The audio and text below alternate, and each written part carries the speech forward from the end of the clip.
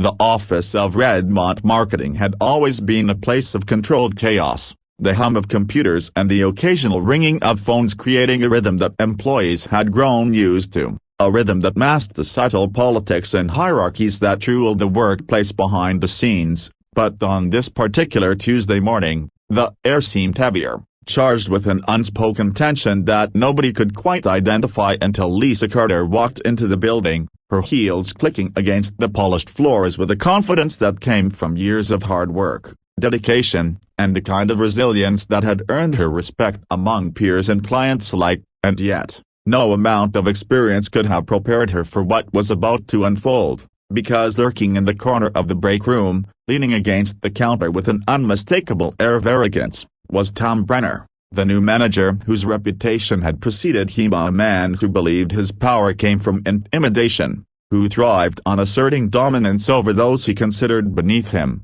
and whose arrival at Redmont had already sparked whispers among the staff, whispers of uncomfortable encounters, of subtle put-downs, and of an ego that seemed to know no bounds. And as Lisa made her way past his desk, offering a polite nod to the few colleagues she passed, Tom's eyes followed her with a predatory glint, a mixture of amusement and malice, and without warning, he reached for a can of soda on his desk, twisting it open with a flourish that seemed almost ceremonial, as if announcing that what he was about to do was not only acceptable but deserved. And then, with a swift motion that left Lisa stunned and everyone else in the room frozen in shock, he poured the fizzy liquid over her crisp blouse, watching with an unsettling smile as it spread in dark, sticky patches across the fabric, soaking through and clinging to her skin. And the sound of the soda splashing was accompanied by the collective gasps and murmurs of the staff, some hiding behind monitors,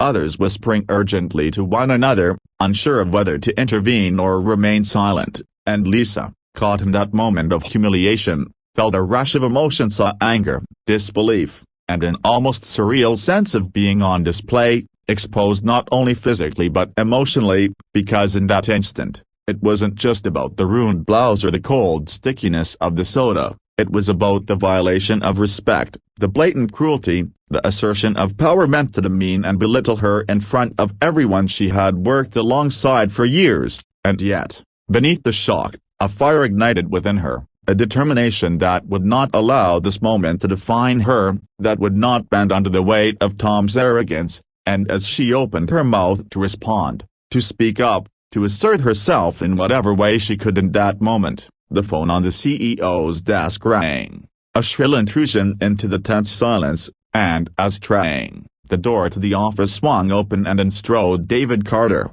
Lisa's husband and the CEO of the company, a man whose reputation for decisiveness and integrity was known across the city, whose presence alone could command attention and respect, and who, on hearing about the incident from an eyewitness who had immediately called him, had returned to the office without delay. And as he entered, the energy in the room shifted instantaneously, the usual murmur of office life replaced by a stunned silence, because even the most confident among the staff knew that David Carter's presence signaled something serious, something decisive. And as his eyes swept across the room, landing finally on Tom, the man who had thought himself untouchable, attention crackled like electricity in the air, a quiet storm that promised reckoning. And Lisa, though still damp and shocked, felt a wave of relief wash over her, because she knew that justice, in the form of the man she loved and who commanded respect beyond measure,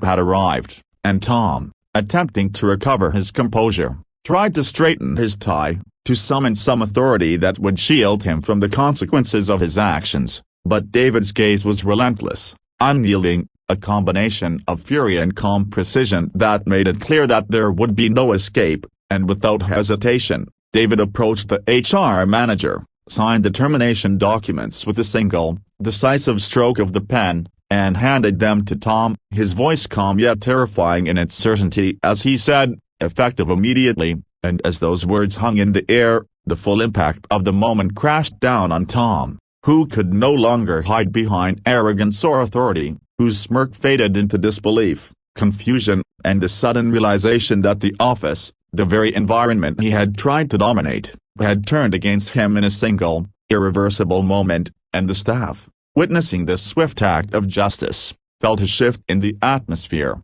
a collective sigh of relief mixed with awe, because they had seen cruelty punished in real time. They had seen someone stand up for respect, dignity, and decency, and Lisa, her heart still racing, felt gratitude and love overwhelm the remnants of her embarrassment, because David not only protected her from humiliation but restored the balance in a place where it had briefly been lost. And as Tom gathered his belongings, muttering apologies that nobody wanted to hear, David turned to Lisa, offering his hand, a gesture that was simple yet profound, conveying protection, support, and unwavering loyalty. And as she took it, a smile broke across her face, tears threatening to fall, not from shame, but from the powerful realization that she was seen, valued, and defended. And in that moment, the office transformed, the hum of computers returning, the whispers of colleagues now laced with admiration and quiet celebration, because they had witnessed not only the downfall of arrogance but the triumph of integrity. And as Lisa straightened her blouse, now damp but irrelevant, she understood something fundamental: that dignity cannot be taken, that cruelty cannot prevail when confronted with courage and decisive action, and that sometimes, the most dramatic justice comes not through lengthy battles or drawn-out conflicts, but in a single, well-timed act that trusts towards honor and balance. And as the day continued, with meetings, emails, and the usual office tasks resuming, there lingered a quiet lesson in the air, an unspoken acknowledgement among all who had watched that moments of reckoning, when courage meets opportunity, can redefine an environment, a workplace, and a life. And Lisa, walking back to her desk with David by her side, felt a renewed sense of confidence, a knowledge that she was not alone, that respect and love were powerful shields against cruelty, and that the world, even in its smallest arenas like an office, could be just, decisive, and filled with moments of unexpected triumph. And as she sat down, colleagues offering nods of solidarity and quiet smiles of encouragement, she reflected on how fleeting arrogance can be, how temporary humiliation is when met with support, and how the simple act of standing up for own self, weathered by words, actions, or the timely arrival of justice, could change everything, because in that single, unforgettable morning, she had not only endured humiliation but witnessed the power of integrity, the strength of love, and the undeniable truth that those who believe they are untouchable often find themselves powerless when faced with courage, accountability, and the unwavering determination of someone unwilling to let injustice stand. And as the office returned to its rhythm, computers humming, phones ringing, and colleagues settling back into their tasks, the story of what had happened spread quietly but firmly through the floors,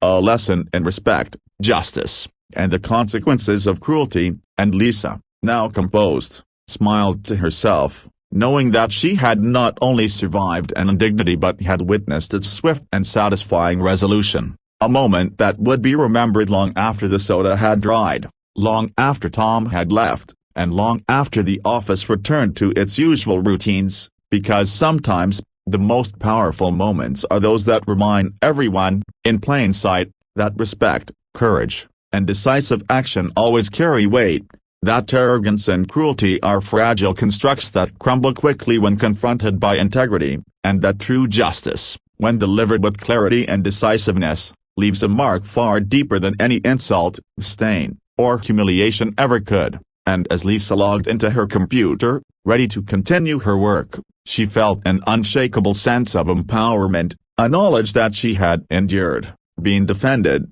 and witnessed triumph in real time, a story she would carry with her forever. And as David stood nearby, watching with quiet pride, she understood that together, they had not only restored her dignity but sent a clear message to the entire company, and perhaps beyond, that cruelty has consequences, arrogance meets its match, and integrity always prevails. And in that singular, transformative moment, the office had changed, and not just for Lisa, but for everyone who had been present, a reminder that courage, action, and justice, when combined, can reshape the world around us, one moment at a time, and that no one, no matter how powerful in the moment, is untouchable when confronted by righteousness, loyalty, and the unwavering determination to uphold what is right. And as the day drew to a close, with the sun casting long shadows across the office floor, Lisa reflected on the morning's events, feeling a deep gratitude for the love, support,